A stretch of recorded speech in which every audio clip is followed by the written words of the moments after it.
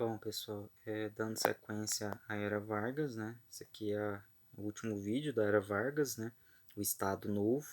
Então, com o golpe que Vargas deu e a implantação do Estado Novo, a gente vai notar que Vargas ele conseguiu de novo centralizar o poder, né? A política brasileira.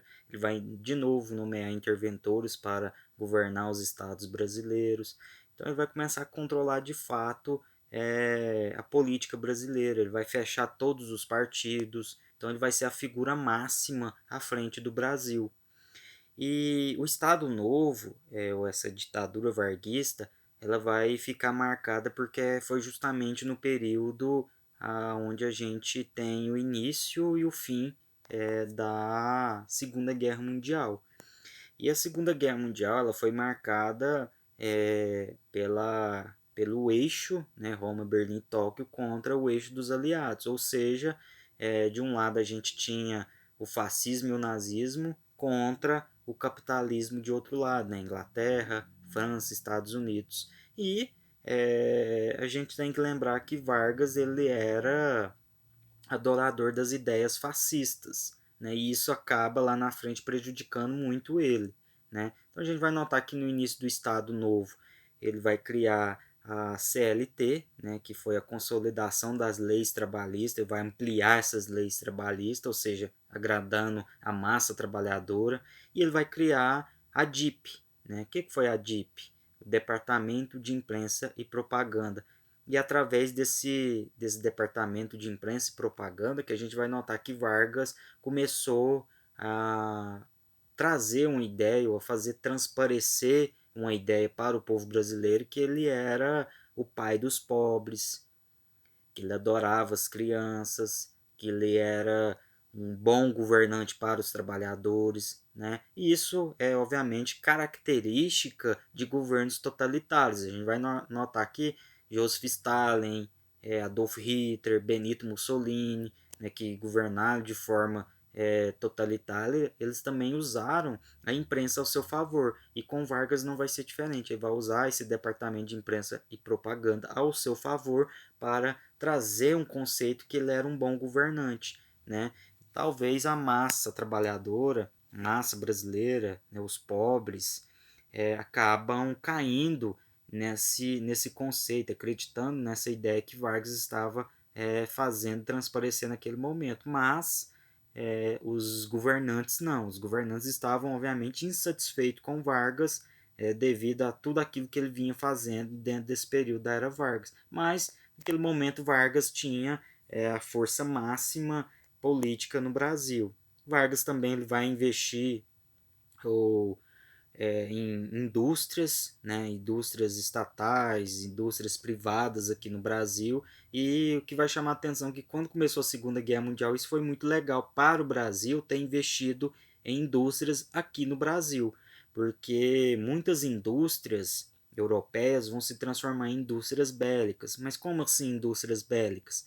Por exemplo, a indústria produzia roupa.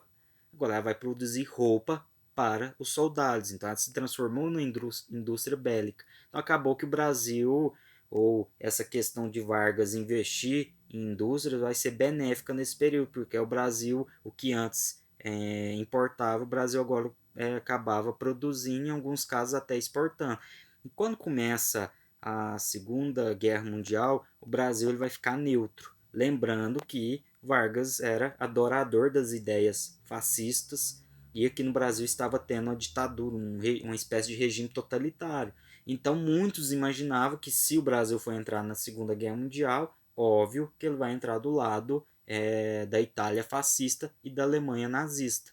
Tá? Só que acabou que Vargas ele esperou para ver qual país, qual lado, né, iria ofertar para ele uma oferta melhor.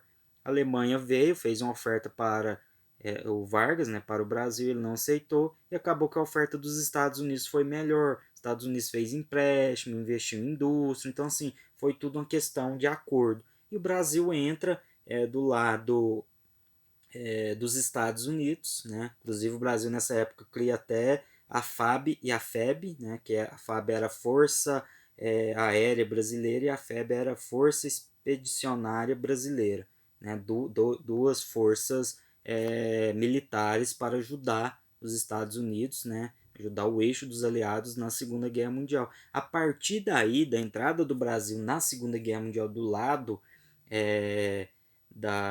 dos Estados Unidos e tentando manter a boa vizinhança, os políticos, né, os civis, vão começar a pressionar Vargas, porque se o Vargas era adorador do fascismo, se o Vargas estava governando um regime ditatorial, né, com ideias, conceitos totalitários, então por que Vargas vai entrar numa guerra contra regimes ditatoriais e totalitários? Né? Por que Vargas entrou do lado dos Estados Unidos e não do lado da Alemanha e da Itália? É onde Vargas ele começa a ser pressionado pelos governantes, tá? Ele também começa a sofrer uma forte pressão dos militares, tá? E aonde Vargas ele começa a perder a autonomia, né, aos poucos, e começa a ter abertura de novos partidos aqui no Brasil, como por exemplo a UDN, né, União Democrática Nacional, o PCB, Partido Comunista Brasileiro, o PTB, Partido dos Trabalhadores Brasileiro, o teve também outro partido, o PSD, Partido Democrático Social. Então, não, Partido Social Democrático, não, PSD. Então, assim, teve esses 4 partidos e, obviamente, depois vai ter outros partidos que vão estar abrindo também. E cada partido, obviamente, tinha uma característica. E é onde Vargas, através desses partidos políticos, ele começa a sofrer mais pressão. É onde ele não aguenta e ele acaba abrindo uma brecha para que no final de 45 houvesse as eleições para a escolha de um novo presidente. Né? Então Vargas ele não teve outra saída a não ser aceitar isso. Só que no fundo, né, através da imprensa, do departamento de imprensa e propaganda, Vargas acabou chamando a atenção da população brasileira, da massa brasileira, porque eles vão começar a criar um conceito que recebeu o nome de queremismo, ou seja, queremos Vargas no poder, porque os trabalhadores, a massa brasileira acreditava que se Vargas saísse, tudo aquilo que foi conquistado por eles na era Vargas chegaria ao fim, como por exemplo as leis trabalhistas. Só que obviamente isso não iria acontecer, mas eles acabaram pensando nisso e apoiando que Vargas continuasse no poder. Então esse queremismo ele começa a ganhar tanta força no Brasil que chega um certo ponto no final de 45 que governantes, né, políticos fortes e os militares acabam depondo Vargas, né, para que não houvesse manifestações maiores da população. Eles depõem Vargas, colocam um fim no Estado Novo, um fim na era Vargas, e a partir daí a gente começa uma outra parte da história brasileira, que foi o período da redemocratização brasileira, e aonde a gente tem o Eurico Gaspar Dutra sendo eleito e se transformando no próximo presidente do Brasil. Chegava sim o fim da era Vargas, mas não o fim de Getúlio Vargas, que, como eu havia dito, ele vai retornar depois, em 1951, através do voto direto e se torna de novo presidente do Brasil.